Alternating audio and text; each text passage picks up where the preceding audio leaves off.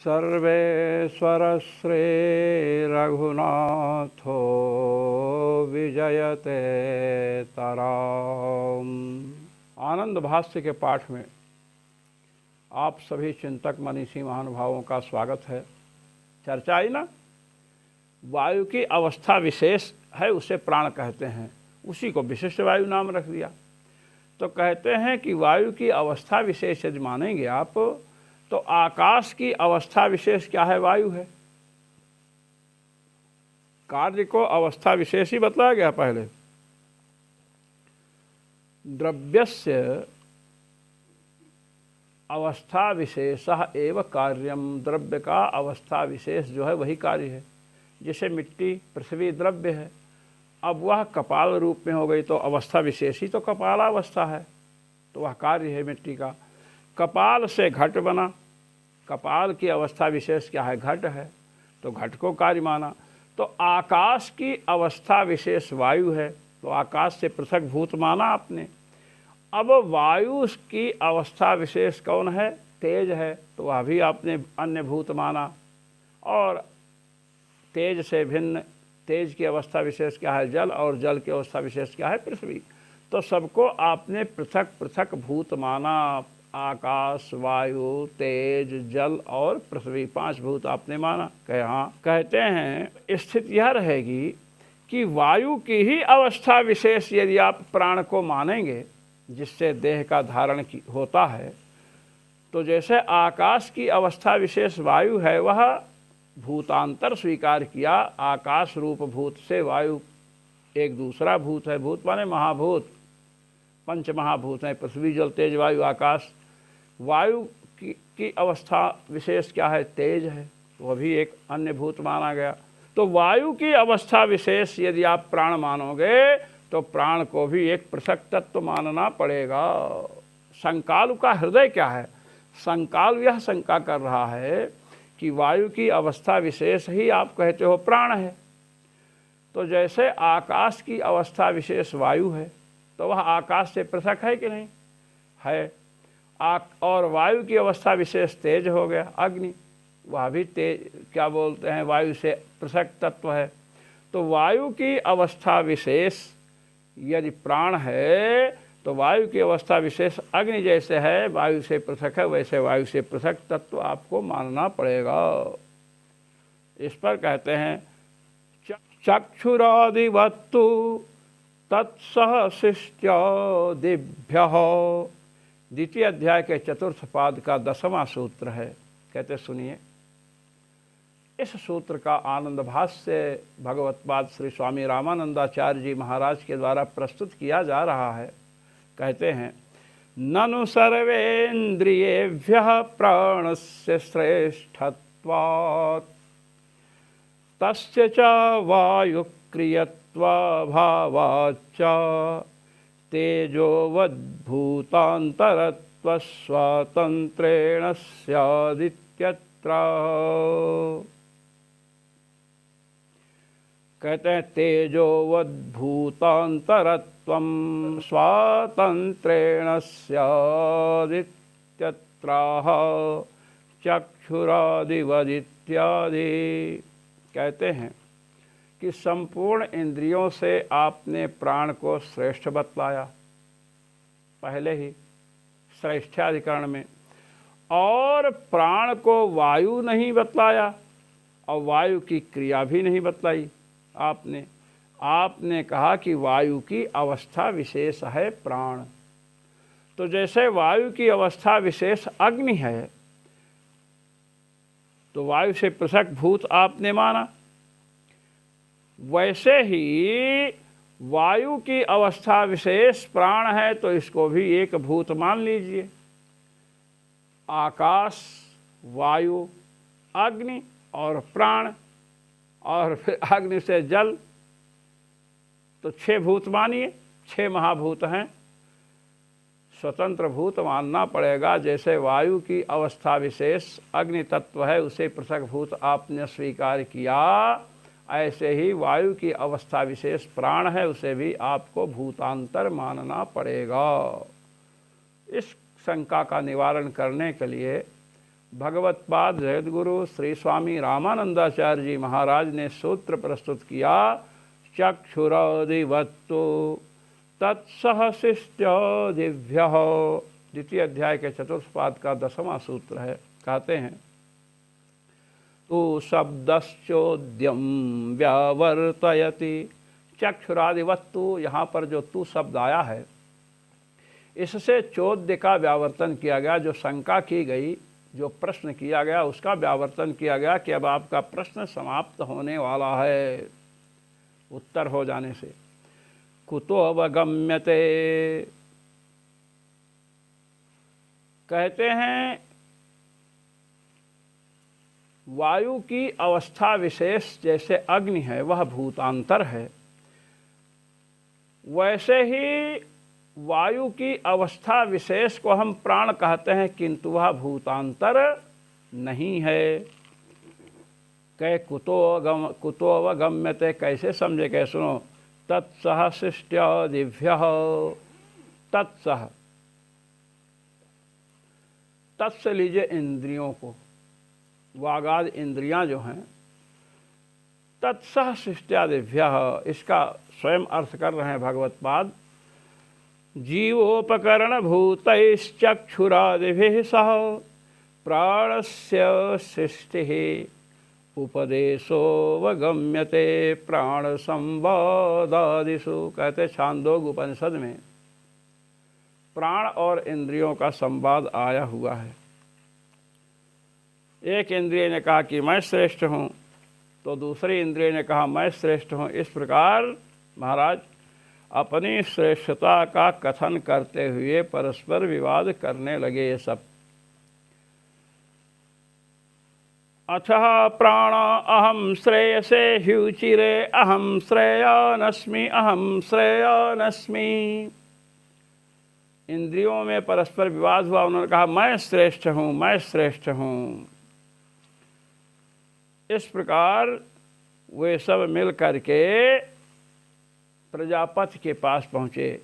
Teh प्राणा प्रजापतिम पितरम एत्य ऊचुः। प्रजापति पिता प्रजापति के पास पहुँचे और कहे कि हम में कौन श्रेष्ठ है। तो महाराज जब ये प्रश्न किया कि हम लोगों में कौन श्रेष्ठ है, तब उन्होंने कहा कि देखिए, जो श्रेष्ठता का विवाद खड़ा हुआ इंद्रियों में और प्राण में, इंद्रियों का और प्राण का परस्पर विवाद हुआ। इंद्रियों में कोई इंद्रिय कह रही मैं श्रेष्ठ हूँ, दूसरी कहती मैं श्रेष्ठ हूँ। प्राण ने कहा मैं श्रेष्ठ हूँ। प्रजापति के पास पहुँचे। अब प्रजापति ने प्राण को श्रेष्ठ बतलाया। ये चर्चा छांदोग उपनिषद में आप देख सकते हैं। उन्होंने कहा कि जिसके निकल जाने पर ये शरीर पापी जैसे पड़ा रहता है, दुर्गंध आने लगती है, तो प्राण के निकलने पर ही ना ऐसा होता है। तो ये प्राण ही श्रेष्ठ है, ये प्रजापति ने कहा।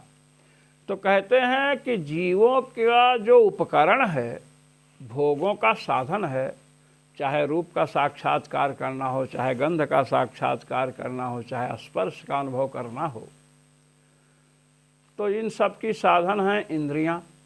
तो इंद्रियों के साथ प्राण का पाठ है श्रेष्ठता के विवाद में। इसलिए जीवों का उपकरण जो इंद्रियां हैं, उनके साथ प्राण का पाठ है, प्राण का उपदेश किया गया है श्रेष्ठता को लेकर के प्राण इंद्रिय संवाद में। अब ये संवाद की हम श्रेष्ठ, एक कक्षा है, 10 लड़के हैं, वो कहता हम पढ़ने में तेज, वो कहता हम तेज, हम श्रेष्ठ, हम श्रेष्ठ। तो समान जातीय होते हैं, उन्हीं में ना ये विवाद खड़ा होगा, हम श्रेष्ठ, हम श्रेष्ठ। तो ही कह रहे हैं, साचा सृष्टि समान जातीयत्वे समान कार्योपपादकत्वे ही उपपद्यते। ये जो उपदेश हुआ, ये जो कथन हुआ मैं श्रेष्ठ, मैं श्रेष्ठ, तो कहते हैं एक तो समान जातीय हों और समान रूप से उपकारक हों। एक आश्रम में 10 महात्मा रहते हैं, सब कोई न कोई कार्य संभाल रखे हैं। अब उसमें कोई कहे हम श्रेष्ठ, कोई कहे हम श्रेष्ठ, तो सभी आश्रम के उपकारक हैं, तब ना विवाद होगा कि भाई हम श्रेष्ठ हैं। वो कहेंगे नहीं हम श्रेष्ठ हैं, हम ये काम संभाल रखे हैं, हम ये कार्य संभाल रखे हैं।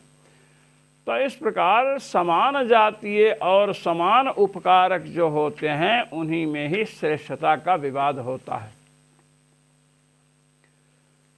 अब एक मजदूर है, लेबर है, और एक मिस्त्री है विशेषज्ञ, एक इंजीनियर है, तो लेबर तो नहीं कहेगा इंजीनियर से कि हम श्रेष्ठ हैं।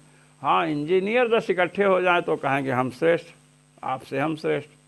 तो समान जातीय के जो लोग होते हैं और समान उपकार करने वाले जो होते हैं, समान उपकारक माने कार्य के साधक जो होते हैं, उनमें ही श्रेष्ठता को लेकर विवाद होता है। नेतर्था समान उपकारक नहीं होंगे तो फिर विवाद हो ही नहीं सकता है। एक नौकर एक मालिक से कैसे विवाद कर सकता है, कैसे कह सकता है हम आपसे श्रेष्ठ हैं? क्योंकि मालिक जो है, जो स्वामी है, वो संपूर्ण नौकरों को वेतन देता है, संपूर्ण घर को चलाता है। नौकर एक अंग है, ठीक है, तो नौकर तो नहीं कहेगा। तो समान, हाँ 4 भाई हैं, चारों घर को चलाते, अब उनमें विवाद हो जाएगा, हम श्रेष्ठ हम श्रेष्ठ। तो इंद्रियों और प्राण का परस्पर संवाद है श्रेष्ठता को लेकर। इसलिए जैसे इंद्रियां उपकारक हैं वैसे ही प्राण भी उपकारक है जीव का। जीव के कार्य को सिद्ध करने वाली जैसे इंद्रियां हैं वैसे ही प्राण भी है। इसलिए प्राण भूतांतर नहीं है, इंद्रियां उपकारक है, तो इंद्रियां भूतांतर हैं क्या? पृथ्वी जल तेज वायु आकाश, ये 5 भूत माने गए हैं, तो इंद्रियां उपकारक हैं। आपकी शंका यह है कि वायु की ही अवस्था विशेष, जैसे अग्नि है वह भूतांतर है, वैसे ही वायु की अवस्था विशेष क्या है? प्राण है, तो उसे भूतांतर क्यों न मान लिया जाए? तो कहते हैं कि इंद्रियों के साथ इसका पाठ हुआ है। जीव के भोग के साधन, जीव का उपकारक जैसे इंद्रियां हैं वैसे प्राण है। तो इंद्रियां जीव के उपकारक हैं, उनके साथ पाठ है। इंद्रियों को आप भूत मानोगे? हम पूछते हैं आपसे। इंद्रियों के मध्य पाठ है, इसलिए यह भी इंद्रियों के समान उपकारक है। पृथ्वी जल तेज वायु आकाश के समान इसे भूतांतर आप नहीं मान सकते हैं। ये बात कही गई।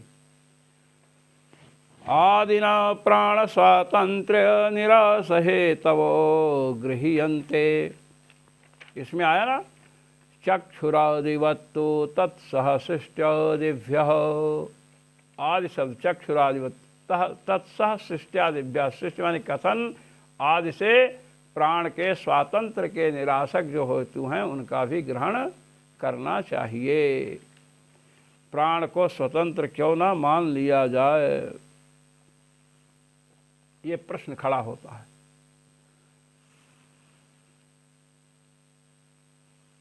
अब कहते हैं जैसे जीव इस शरीर में विराजमान है ऐसे ही प्राण भी विराजमान है, तो प्राण को स्वतंत्र क्यों ना मान लिया जाए? कहते हैं कि इंद्रियों के साथ इसका पाठ है। यह जीव का उपकारक है, तो इंद्रियां जैसे स्वतंत्र नहीं हैं वैसे ही प्राण भी स्वतंत्र नहीं है। देखिए,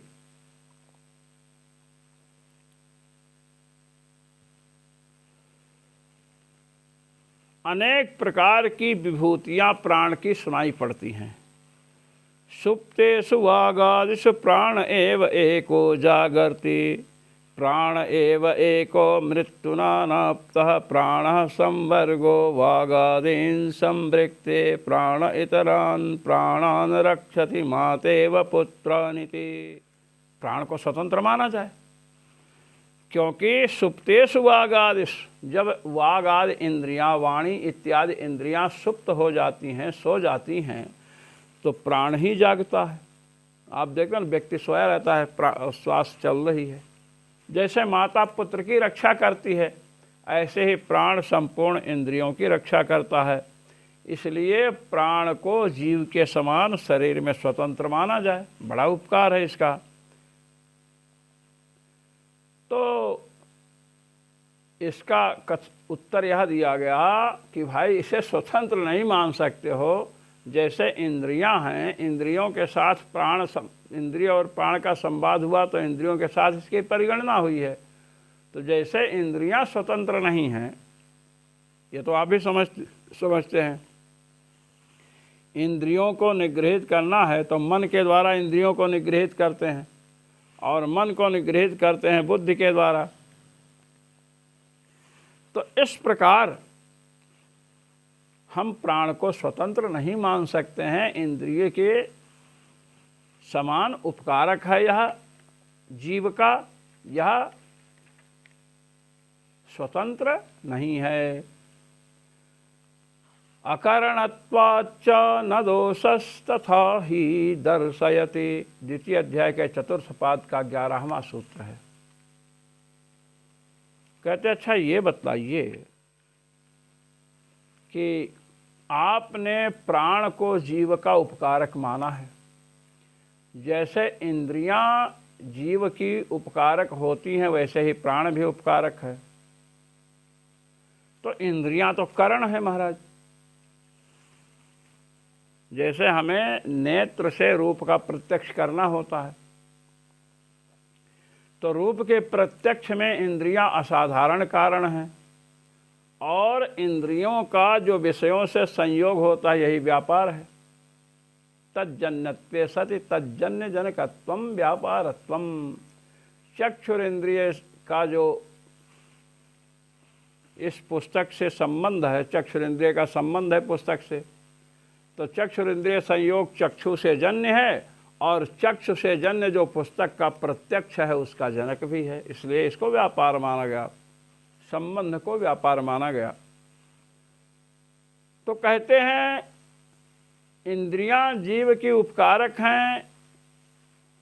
व्यापारवद असाधारणम कारणम करणम, व्यापार वाला हो, असाधारण कारण हो। चक्षु का जो वस्तु के साथ संयोग है वह व्यापार है। संसर्ग को व्यापार माना गया। तो यदि यह भी उपकारक है, प्राण भी उपकारक है, तो इसका भी कोई व्यापार होना चाहिए। दूसरी बात, इंद्रियां जीव की उपकारक हैं, तो जितनी इंद्रियां हैं उनका विषय है। जैसे चक्षुरेंद्रिय जीव का उपकारक है, तो चक्षुरेंद्रिय का विषय रूप हो गया। घ्राणेन्द्रिय उपकारक है, घ्राणेन्द्रिय का विषय क्या हो गया? गंध। रसनेन्द्रिय उपकारक है, इसका विषय रस हो गया। श्रोत्रेंद्रिय उपकारक है, इसका विषय शब्द हो गया। और त्वगेंद्रिय उपकारक है, तो इसका विषय क्या हो गया? स्पर्श हो गया। अब प्राण यदि उपकारक है जीव का, तो प्राण का भी कोई विषय आपको बताना चाहिए। वही बता रहे हैं, ननु यदि चक्षुरादिवत् प्राणस्यापि कारणत्वम् इष्यते तर्हि विषयांतरम अभिप्रसंग निर्वाच्यम। यदि चक्षुरादि इंद्रियों के समान प्राण को भी आप करण मानते हैं, उपकारक मानते हैं, तो जैसे चक्षुरादि इंद्रियों का रूप रस गंध स्पर्श आदि विषय होते हैं, वैसे ही प्राण का भी कोई विषय आपको बताना पड़ेगा। न ही रूपादिभ्यः कश्चित् भिन्नो विषयः समुपलभ्यते। और रूप रस गंध स्पर्श शब्द, शब्द रूप रस गंध स्पर्श, ये पांच जो विषय हैं, इनसे भिन्न कोई विषय उपलब्ध नहीं है जिसे हम प्राण का विषय कह दें। इति कथम चक्षुरादिवत करणत्वम् अस्य। इसलिए चक्षुरादि इंद्रियों के समान प्राण उपकारक कैसे हो सकता है जीव का? इत्यतः अकरणत्वाद इत्यादि। ऐसी शंका होने पर भगवान कृष्णद्वैपायन व्यास ने सूत्र प्रस्तुत किया, अकरणत्वाच्च न दोषस्तथा ही दर्शयति। द्वितीय अध्याय के चतुर्थ पाद का 11वां सूत्र है। कहते हैं नहीं विषयांतर प्रसंग रूपो दोषः शक्यः समुद्भावयितुम्। प्राण इंद्रियों के समान उपकारक है, इसलिए प्राण का भी कोई विषय होना चाहिए जैसे इंद्रियों का विषय होता है। इस प्रकार के दोष की आपत्ति आप नहीं दे सकते हैं। कहे क्यों? कहे अकरणत्वाच्च न दोषः प्राणस्य चक्षुरादिवद अकरणत्वात्। प्राण जो है चक्षुरादि इंद्रियों के समान उपकारक नहीं है। कहे अभी तो आप कह रहे हैं कि चक्षुरादि इंद्रियों के समान उपकारक है। कहे पहले बात तो समझो। जैसे चक्षुरादि इंद्रियां जीव की उपकारिका होती हैं वैसे ही प्राण उपकारक नहीं है। नहीं तावद विषय विशेष परिच्छेदकतया चक्षुरादेर यथा करणत्वं तथा अस्य करणत्वं। जैसे विषय विशेष से परिगणित हैं इंद्रियां, जैसे रूप है, रूप किसका विषय है? चक्षुरेंद्रिय का विषय है। गंध किसका विषय है? घ्राणेन्द्रिय का विषय है। रस किसका विषय है? रसनेन्द्रिय का विषय है। शब्द किसका विषय है? तो श्रोत्रेंद्रिय का विषय है। इसलिए विषय विशेष परिच्छेदक हैं। एक एक विषय एक एक इंद्रियों का परिच्छेदक है, व्यावर्तक है। कोई कहेगा गंध का ग्रहण नाक घ्राणेन्द्रिय से करते हो, आँख से कर लो। आँख से आप बता दें कि गंध है कि दुर्गंध है कि सुगंध है। नाक से सूंघ कर बता सकते हो कि रूप काला है कि गोरा है। तो सभी का विषय बटा हुआ है। कहते हैं इस प्रकार जैसे उनका विषय बटा हुआ है और वो करण हैं, इस प्रकार का प्राण करण नहीं है। फिर कैसे करण है? किंतु विषय व्यापार भावेपि स्वरूपेणैवास्य जीवोपकारकत्वम्। इसका कोई विषय नहीं है प्राण का। प्राण का विषय नहीं है कि कोई प्राण का विषय हो फिर उसके विषय में व्यापार हो प्राण का।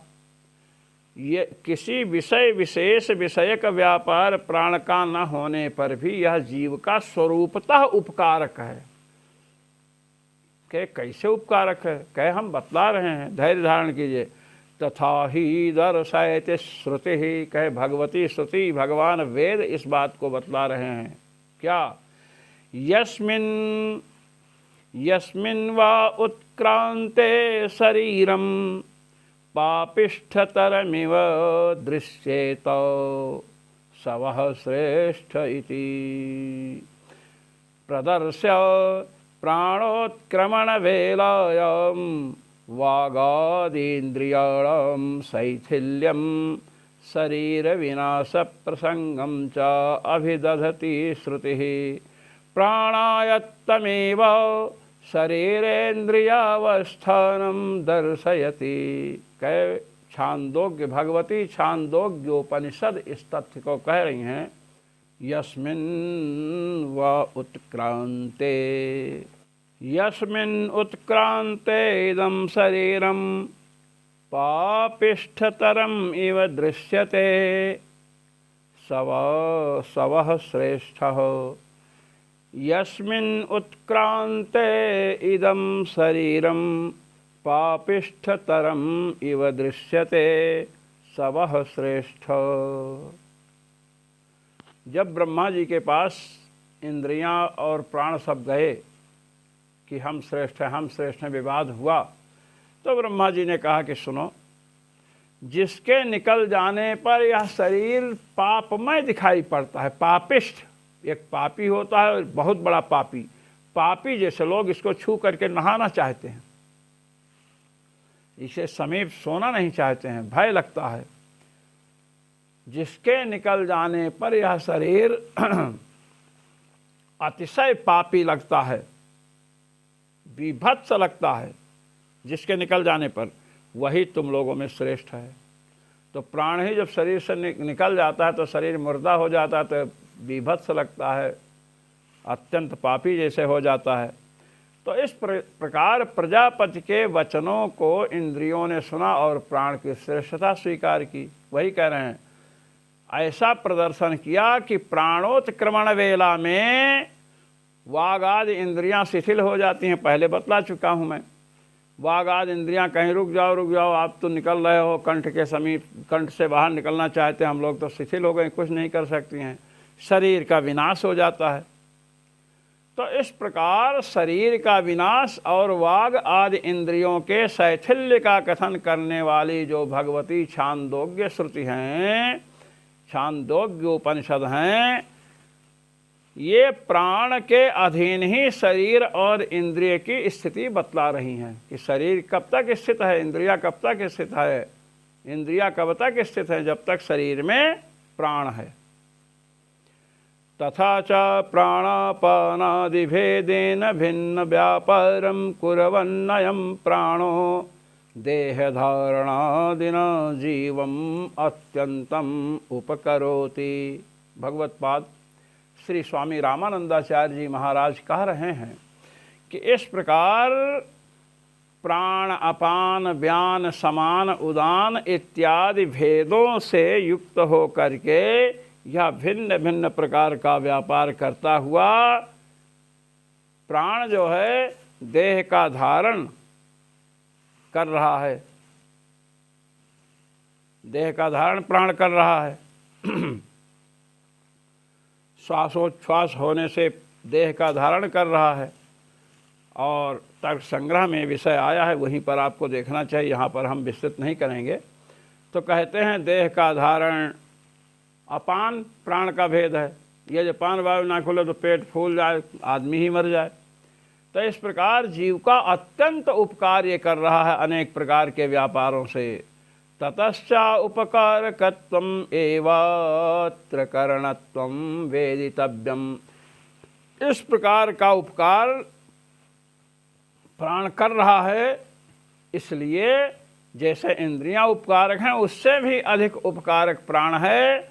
अब इंद्रियों के साथ इसका संवाद है, तत्समान जातीय है, उससे उत्कृष्ट है। जैसे मनुष्यों में ब्राह्मण है, ब्राह्मण वशिष्ठ न्याय आपने देखा है, सुना है। सर्वे ब्राह्मणाः समागताः वशिष्ठोऽपि आयातः। सभी ब्राह्मण आए, वशिष्ठ जी भी आ गए। तो किसी ने पूछा, जब सभी ब्राह्मण आए तो वशिष्ठ जी को अलग कहने की क्या आवश्यकता है? क्या वशिष्ठ जी ब्राह्मण नहीं है? कहते हैं आदरातिशय द्योतनार्थ। वशिष्ठ जी में आदर दिखाने के लिए उनका पृथक उल्लेख किया है। इसी प्रकार एतस्मात् जायते प्राणो मनः सर्वेन्द्रियाणि च। प्राण वायु की अवस्था विशेष है, फिर भी यह विशिष्ट उपकारक है वायु, अन्य वायु की अपेक्षा। इसलिए इसका वहाँ ब्राह्मण वशिष्ठ न्यायेन पृथक उत्पत्ति का कथन किया गया, सामान्य वायु नहीं है, ये बतलाया। और ये प्राण जो है भर्तासन भ्रियमाणो बिभर्ते एको देवो बहुधा सन्निविष्टः। भगवान जो है, ये प्राण परमेश्वर जो परमात्मा है वही इसके आधार है। प्राण किसका शरीर है? परमात्मा का। तो परमात्मा की कृपा से प्राण शरीर को धारण करता है, ये बात बतलाई गई। और सबसे बड़ी बात है कि यदि परमात्मा की कृपा हट जाए तो ये प्राण कुछ नहीं कर सकता है। न प्राणेन न पानेन मर्त्यो जीवति कश्चन इतरेण तु जीवन्ति यस्मिन्नेता उपसृतौ। यह श्रुति का कथन है। कोई भी मरण धर्मा प्राणी जो है, मरते माने मनुष्य आदि, ना प्राणेन ना पानेन जीवति कश्चन। कोई भी मरण धर्मा प्राणी प्राण से या पान से जीवित नहीं रहता है। इतरेण तु जीवन्ति, किसी दूसरे से ही जीवित रहता है। यस्मिन नेता उपासितौ, किससे जीवित रहता है? जिसके आश्रित प्राण अपान आदि हैं। प्राण शरीरक परमात्मा की प्रशंसा की गई है, इसलिए प्राण जो है परमात्मा से शक्ति पा करके शरीर को धारण करता है। अब क्या, अच्छा एक बात ये बतलाइए कि प्राण जो है उपकारक है। आपने ये बतलाया कि प्राण अपान व्यान समान उदान सबके पृथक पृथक व्यापार हैं। मुख नासिकाभ्याम निर्गमनात् प्राण, मुख और नासिका से निर्गमन होता है, इसलिए उस वायु विशेष को प्राण कहते हैं। अधो नयनादपान, अधः नयन होता है। इसी प्रकार समान, ये सब चर्चाएं तर्क संग्रह में आई हैं और मैं ब्रह्मसूत्र में भी बतला चुका हूँ पीछे। तो कहते हैं कि क्रिया के भेद से प्राण के 5 प्रकार कहे गए। 5 प्रकार का प्राण है। किसके भेद से? क्रिया के भेद से। तो कहते हैं जब क्रिया के भेद से 5 प्रकार का प्राण है, इंद्रियां कितनी हैं? 11। चक्षुरिंद्रिय की क्रिया क्या है? रूप के साक्षात, उसका व्यापार क्या है चक्षुरिंद्रिय का? कि रूप का साक्षात्कार उसके द्वारा होता है। घ्राणेन्द्रिय के द्वारा क्या होता है? गंध का साक्षात्कार होता है। तो कार्य के भेद से आपने इंद्रियों को भिन्न भिन्न माना कि नहीं? क्या माने? कहे इसी प्रकार आपने 5 प्राण अपान उदान व्यान और समान, इन 5 प्राणों का व्यापार भिन्न भिन्न माना है।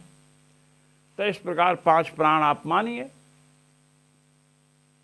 जैसे इंद्रियां, कई इंद्रियां हैं, वैसे ही कई प्राण हैं, ये आपको मानना चाहिए। तब इसका उत्तर दे रहे हैं, पंचवृत्तिर्मनोवद्व्यपदिश्यते। ये द्वितीय अध्याय के चतुष्पाद का 12वां सूत्र है। प्राणापानादीनाम भेदात् निःश्वासादि कार्य भेदाच्च। कह प्राण और अपान, प्राण अपान व्यान समान उदान, ये नाम का भेद हुआ। और इनका निःश्वास आदि कार्य भी भिन्न भिन्न है। अनेक कार्य हैं। प्राण का कार्य दूसरा, अपान का कार्य दूसरा, व्यान समान उदान का कार्य भिन्न भिन्न है। तो इनको जैसे आपने इंद्रियों के कार्य भिन्न भिन्न होने से 11 इंद्रियां मानी, तो वैसे ही 5 प्राणों के कार्य भिन्न भिन्न हैं। इसलिए 5 प्राण माने पृथक पृथक तत्व मानिए। चक्षुरेंद्रिय से घ्राणेन्द्रिय भिन्न है कि नहीं? वैसे ही प्राण से अपान को भिन्न मानो, अपान से व्यान को भिन्न, व्यान से समान को, समान से भिन्न उदान को मानिए। क्योंकि कार्य के भेद से आपने इंद्रियों में भेद माना है। रूप का साक्षात्कार किससे होता है? चक्षुरेंद्रिय से। गंध का साक्षात्कार घ्राणेन्द्रिय से, तो चक्षुरेंद्रिय से घ्राणेन्द्रिय को आपने भिन्न माना क्योंकि कार्य भिन्न है। इसी प्रकार प्राण अपान व्यान समान उदान, ये जो 5 प्राण को आप एक ही प्राण को 5 प्रकार का मान रहे हो कि 5 वही है, तो इसको भी भिन्न भिन्न मानिए ना। जब कार्य के भेद से इंद्रियों में भेद है, तो कार्य के भेद से प्राणों में 5 प्राण हैं। प्राण से भिन्न अपान हो गया, जिसे चक्षु से भिन्न घ्राण इंद्रिय हो गई। ये शंका कर रहे हैं।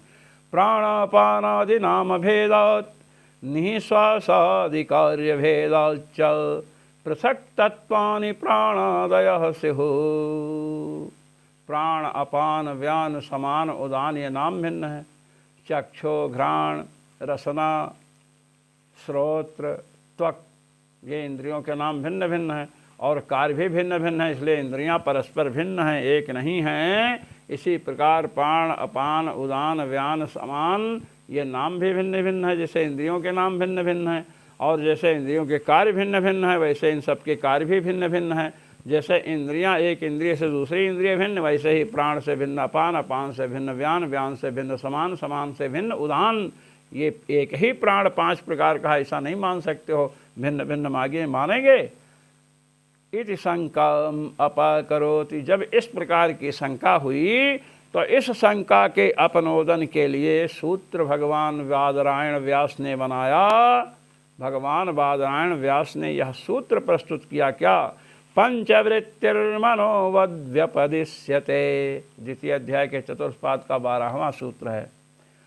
कहते हैं, सुनो।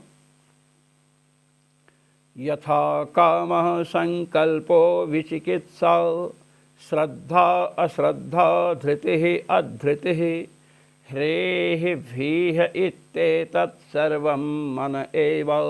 बृहदारण्यकोपनिषद है, प्रथम अध्याय का। इत्यादौ कामादीनां नाम्नः कार्यस्य च भेदेऽपि न तत्त्वान्तरम्। कहते सुनिए, काम, संकल्प, विचिकित्सा, संदेह, श्रद्धा अश्रद्धा, धृति अधृति, ह्री भी, सबको मन कह दिया। कार्य भिन्न भिन्न है। काम को मनोज कहते हैं, मन से उत्पन्न होता है काम। और संकल्प भी मन से उत्पन्न होता है, संदेह भी मन से उत्पन्न होता है, श्रद्धा भी मन से उत्पन्न होती है, लज्जा इत्यादि मन से उत्पन्न होती है। तो ये कामादि के नाम तो भिन्न है, काम, विचिकित्सा, श्रद्धा, धृति अधृति, ह्री भी, भय इत्यादि नाम। और ये कार्य भी भिन्न है।